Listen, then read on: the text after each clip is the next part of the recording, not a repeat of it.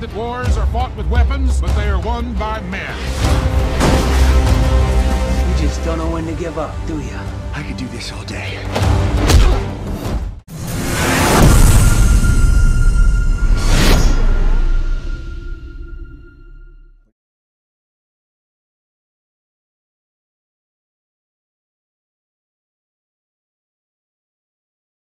Le personnage de Captain America est apparu non pas au tout début, mais assez tôt dans l'histoire de Timely Comics, hein, qui est le nom de la maison d'édition de Martin Goodman, qui deviendra plus tard Marvel Comics.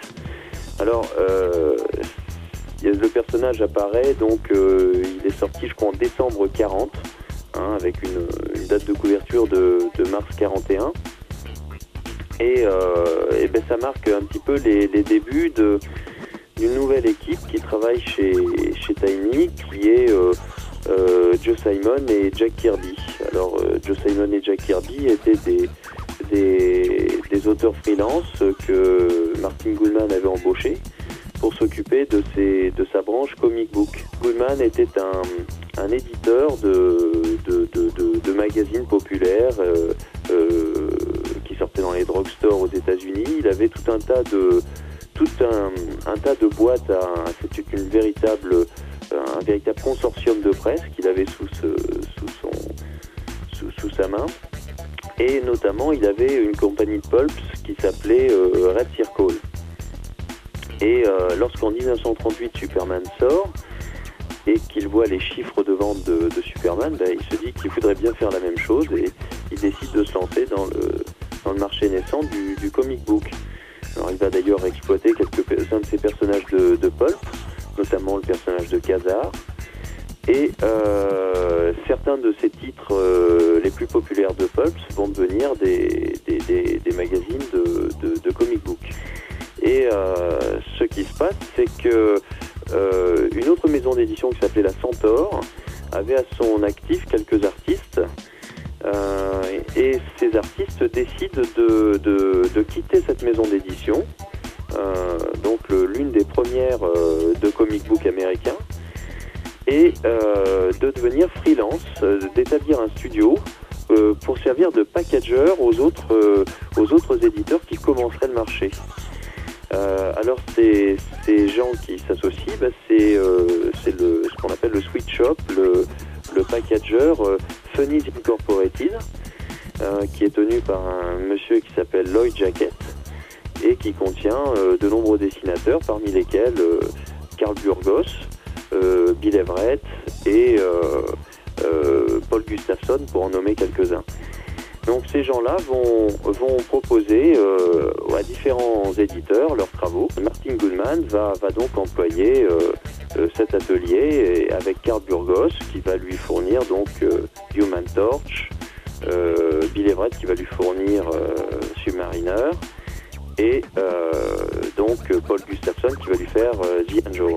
Nous sommes en 1938-39 et les premiers numéros de Marvel Comics sortent. Marvel Comics, avant, c'était un pulp qui s'appelait Marvel Tales.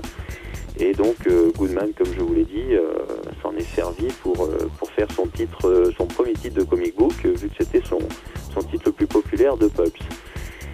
Donc, ce numéro sort et ce numéro se vend à près d'1 million d'exemplaires, ce qui fait qu'il est quasiment réédité le mois suivant pour que la demande soit satisfaite. Donc Goodman a gagné son pari avec le personnage de la Torche Humaine, le personnage de Submariner,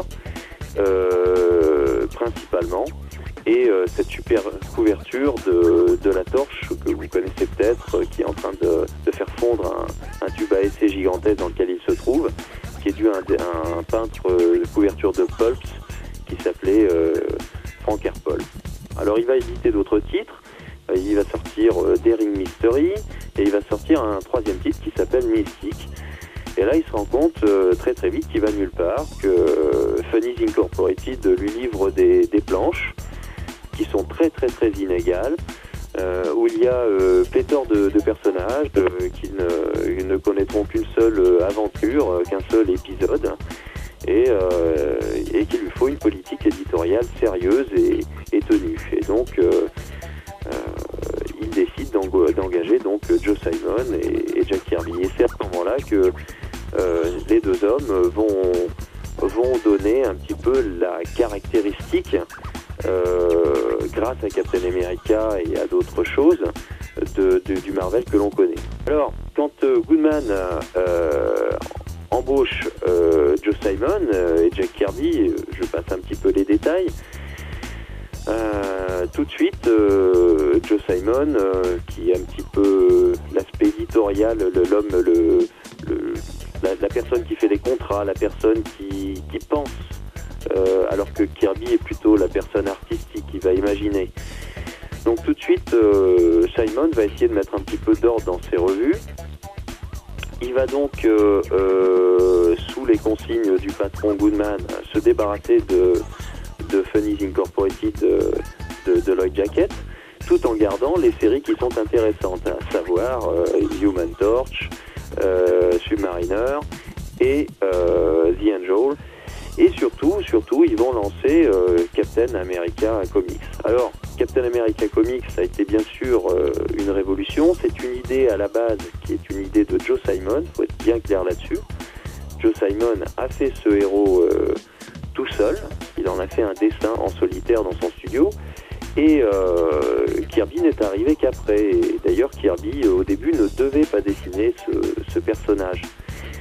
Alors, ce qui est intéressant, alors c'est vrai que c'est Kirby surtout qui lui a donné ses lettres de noblesse, parce que avec son talent de raconteur d'histoire et son talent de dessinateur bien supérieur à celui de Simon, on peut dire que si Captain America aujourd'hui est connu, c'est majoritairement grâce à Kirby. Mais disons que c'est ce dynamisme du dessin de Kirby qui est allié à un petit peu la politique éditoriale de Joe Simon, qui est une politique éditoriale cohérente.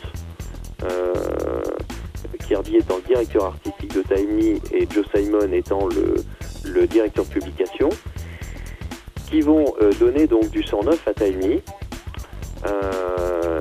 Les deux hommes étant suffisamment intelligents pour reprendre les bons éléments qui venaient de chez Funny, à savoir les premiers crossing over et les personnages intéressants. Voilà en gros. Et un dernier point qu'il faut rajouter et qu'il ne faut pas oublier, c'est le lettreur Howard Ferguson, qui était le lettreur maison, enfin le lettreur qui travaillait habituellement avec Simon et Kirby, un lettreur qu'ils avaient depuis l'époque de la Fox, qui va bien sûr les suivre chez Timely. Et ce lettreur va faire toutes les publicités, tous les lettrages des revues, tous les titres également, et ça va donner un style maison qui va se mêler parfaitement à ceux de Simon et Kirby. Voilà, donc on peut vraiment dire que le style Marvel tel qu'on le connaît aujourd'hui, il était déjà présent un petit peu à travers ce premier combat entre la Torche et Submariner des années 39, mais qu'il va complètement triompher avec Simon et Kirby, et il va être repris, ces aspects-là vont être repris et magnifiés par un très bon éditeur qui interviendra après le départ de Joe Simon, c'est le jeune Stan Lee.